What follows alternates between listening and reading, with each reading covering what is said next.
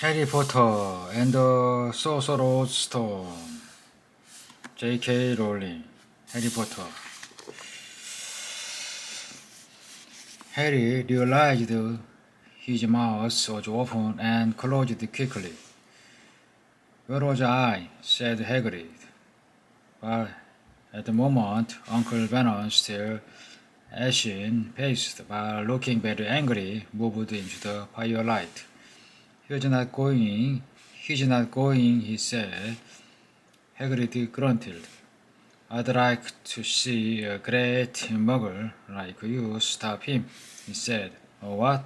said Harry, interested. "A muggle," said Hagrid. "It's what we call non-magic folk like them. And it's your bad luck you grow up in a family of the biggest muggle I ever laid eyes on." He swore, and it took him with put a stop to the rubbish that Uncle Banner swore with stamped it out of him. "Wizard indeed." "You knew," said Harry. "You knew I'm a wizard?" "Knew?" shrieked Aunt Petunia suddenly. "Knew? Of course he knew. How could you not be? And my dreaded sister being what she was. Oh, she got up red just like that and disappeared off to that school, and came home every vacation with her pocket full of frog's fun, turning teacups into rats. I was the only one who saw her for what she was, a freak. But for my mother and father, oh no, it was Lily this and Lily that. They were proud of having a witch in the family." She stopped to draw a deep breath, and then went to renting. It seemed she had been wanting to say all this for years. Then she met the Potter at school, and they left and got married and had you. And of course I knew you'd be just the same, just as strange, just as abnormal. And then, if you please, she went and got herself blown up, and we got landed with you. Harry got gone very white. As soon as he found his voice, he said, "Blown up?" He told me they died in a car crash. "Car crash?" roared Hagrid, jumped up so angrily, then the deadly skulted back to their corner. "How could a car crash kill Lily and James Potter? It's an outrage, a scandal. Harry Potter not know his own story, and every kid in our world knows his name." "But why? What happened?" Harry asked urgently. The anger faded from Hagrid's face. He looked suddenly anxious. "I never expected this," he said in a low, worried voice. "I had no idea. When Dumbledore told me there might be trouble getting hold of you, how much you didn't know.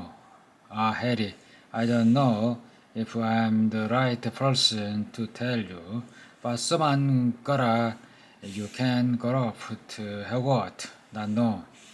He threw a diary look at the Dursleys. "Well, it's best you know as much as I can tell you. Mind, I can't tell you everything.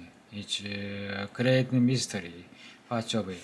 He sat down, stared into the fire of a few seconds, and then said, It begin, I suppose, with a person called, but it's incredible. Yeah, you don't know his name. Everyone in our world knows."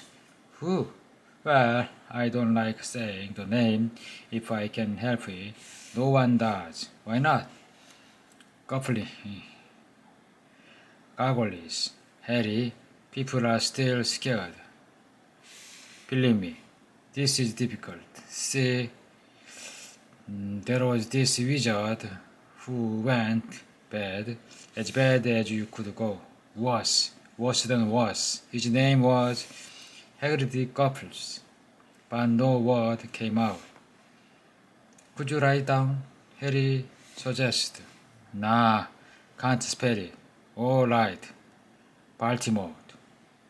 Hagrid shuddered. Don't make me say it again. Anyway, this wizard about 20 years ago now started looking for followers, got them to. Some were afraid, some just wanted a bit of his power, 'cause he was getting himself power. Alright, dark days. Harry didn't know who to trust.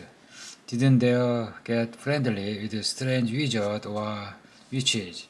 Terrible thing happened. He was taken over, 'cause some stood up to him, and he killed them. Horribly. One of the only safe places left was Hogwarts. Reckon Dumbledore's, the only one who you know who was afraid of. Didn't dare try to take the school, not just then. Anyway, now your mom and dad were as good witch and wizard as I ever knew. Head boy and girls and Hogwarts in their day. Suppose the mystery is why you know who never tried to get them on his side before. Probably knew they were too close. The Dumbledore, the one anything to you to do with the dark side. Maybe he thought he could persuade them. Maybe he just wanted them out the way. All anyone knows is he turned up and Billy Howell was all living on Halloween 10 years ago. You were just a year old. He came to your house and Hagrid suddenly pulled out a very dirty, spotted handkerchief and blew his nose with a sound like a pop. Sorry, he said, but it's that sad. Knew your mom and dad and nice people you couldn't find. Anyway, you know who killed them. And this is the real mystery of the thing. He tried to kill you too. Wanted to make a clean job of it, I suppose. Well, maybe he just liked killing by then. But he couldn't do it. Never wondered how you got that mark on your forehead. That was no ordinary cut. That's what you get when a powerful evil cause touches you. Take care of your mom and dad and your house even, but it didn't work on you. And that's why you are famous, Harry. No one ever lived after he decided to kill them. No one except you. And he'd killed some of the best witches and wizards of the age, the McKinnons, the Vaughn, the Privet, and you was only a baby, and you lived. Something very painful was going on in Harry's mind, and Hagrid's story came to a close. He saw again the blinding flash of green light, more clearly than he had ever remembered it before, and he remembered something else for the first time in his life, a high, cold, cruel laugh. Hagrid watched him sadly. Took you from the ruined house myself, on Dumbledore orders, brought you to this road of old Tosh, said Uncle Benner. Harry jumped. He had almost forgotten that the Dursleys was there. Uncle Benner certainly seemed to have got back his courage. He was glaring at Hagrid, and his fists were clenched. Now, you listen here, boy, he snarled. I accept there's something strange about you. Probably nothing a good beating wouldn't have cured. And as for all this about your parents, well, they were yours, no denying it, and the world's better off without them, in my opinion. Asked for all they got, getting mixed up with these wizarding types. Just what I expected. Always knew they'd come a sticky end. But at the moment, Hagrid leaped from the sofa and drew a battered pink umbrella from inside his coat, pointing this at Uncle Benner like a sword. He said, I'm warning you, Dudley. I'm warning you. One more word. In danger of being speared on the end of the umbrella by a bearded giant. Uncle Bennon's courage failed again. He flattened himself against the wall and fell silent. That's better, said Hagrid, breathing heavily and sitting back down on the sofa, which this time sagged right down to the floor. Harry, meanwhile, still had questions to ask, hundreds of them. But what happened to Paul? Sorry, I mean you know who. Good question, Harry. Disappeared. Vanished. Same night he tried to kill you, make you even more famous. That's the biggest mystery. See, he was getting more and more powerful. Why'd he go? Some say he died. God's love, in my opinion. Don't know if he had enough human left in him to die. Some say he's still out there, biding his time, but I don't believe it. People who was on his side came back to ours. Some of them came out kinda tranced. Don't reckon they could have done if he came back. Most of us reckon he's still out there somewhere. Lost his power. Too weak to carry on. Cause something about you finished him. Harry, there was something going on that night. He hadn't counted on. I don't what it was.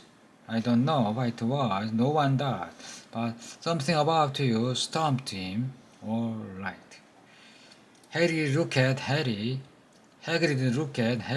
with warmth and respect blazing in his eyes. Harry, instead of feeling pleased and proud, felt quite sure there had been a horrible mistake. A wizard?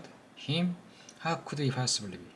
He'd spent his life being clouted by Dudley and bullied by Aunt Petunia and Uncle Benner. If he was a real wizard, why hadn't they been turned into what he thought every time they'd tried to lock him in his cupboard? If he'd once defeated the greatest sorcerer in the world, how come Dudley had always been able to kick him around like a football?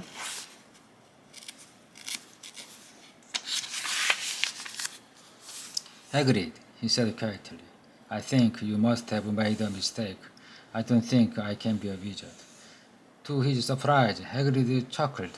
Not a wizard? Eh? Never made things happen when you was scared or angry? Harry looked into the fire. Now he came to think about it. Every word thing he had ever made his aunt and uncle furious with him had happened when Harry, had been upset or angry. Chased by Dudley's gang, he had somehow found himself out of the ditch, dreading going to school with the ridiculous haircut he'd managed to make it grow back, and the very last time Dudley had hit him, hadn't he got his revenge? Without even realizing he was doing it, hadn't he set a boa constrictor on him? Harry looked back at Hagrid, smiling, and saw that Hagrid was positively beaming at him. "See," said Hagrid. "Harry Potter, not a wizard? You wait. You'll be right famous at Hogwarts." But Uncle Bennon wasn't going to give in without a fight. "Haven't I told you he's not going?" he hissed. "He's going to Stonewall High, and he'll be grateful for it.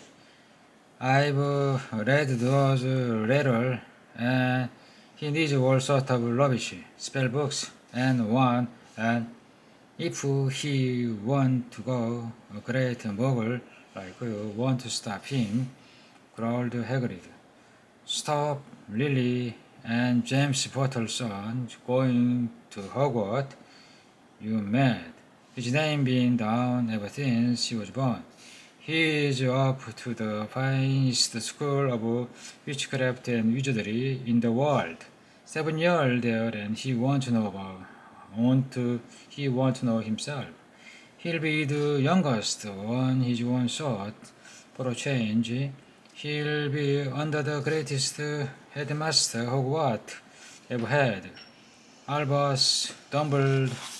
I am not paying for some crackpot old fool to teach him magic tricks," yelled Uncle Bennon.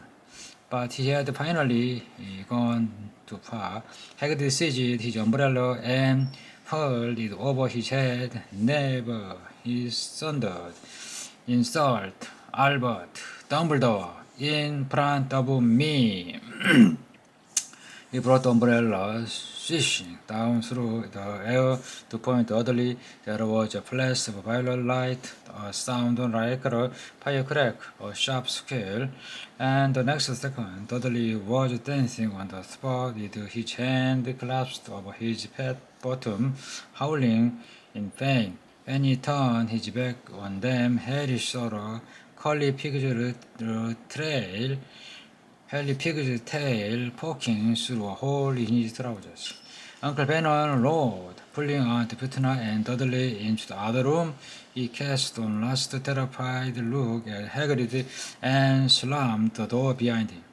Hagrid looked down his umbrella and stroked his beard. "Shouldn't trust me, Temper," he said repeatedly, but it didn't work anyway. Mean to turn him into a pig, but I suppose he was so much like a pig anyway, there wasn't much left to do. He cast a sideways look at Harry under his bushy eyebrows. "Be grateful if you didn't mention that to anyone at Hogwarts," he said. "I'm not supposed to do magic, strictly speaking. I was allowed to do a bit to follow you, and you get new letter to you stop. One of the reasons I was so keen to take on the job." "Why aren't you supposed to do magic?" asked Harry. "Oh, well, I was at Hogwarts myself, but I got expelled. To tell you the truth, in my third year, they snapped me one in half on everything, but Dumbledore let me stay on as gamekeeper." Great man, Dumbledore.